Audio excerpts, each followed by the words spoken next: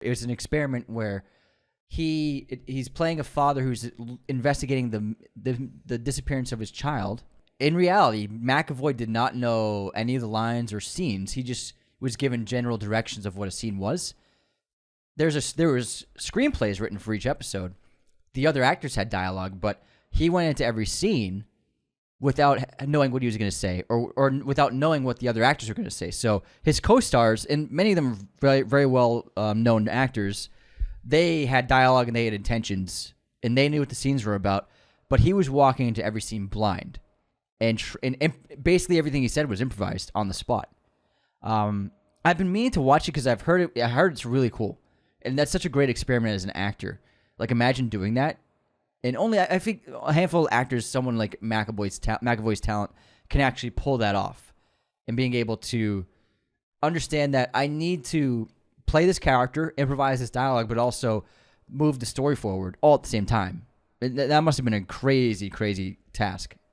Moving on to 2022, he played himself in The Bubble, which was a movie about a bunch of actors who are obviously during lockdown stuck in a hotel bubble and are trying to complete a film during the pandemic, written and directed by Judd Apatow, which is one of the more poorly rated movies of the last several years. Just a 4.7 on IMDb. He plays himself in this, James McAvoy. I watched a few clips and I was like, this actually happened? Yeah. Pedro Pascal's in this. Karen Gillian. Good cast. Some great cameos, too. I'm like, damn. I think on paper it was probably a better idea than the execution, it seems like. Yeah. And then actually he got back into doing television for streaming, but also into a podcast series, The Sandman.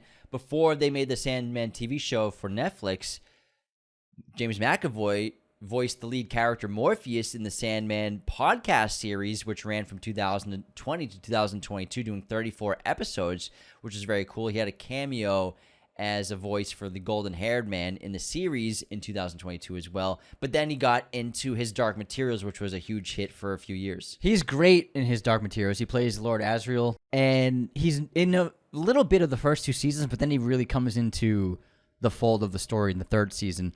His Dark Materials is a really great adaptation of the books. It's so entertaining. It's really well cast.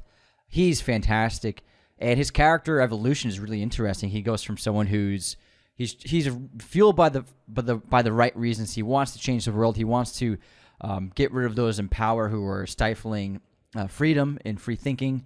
He's an academic, but also a soldier, and he's someone that is inspiring. But also, he has a hubris of ego, and he's in it for the right reasons, but he's going about it the wrong way. He's not.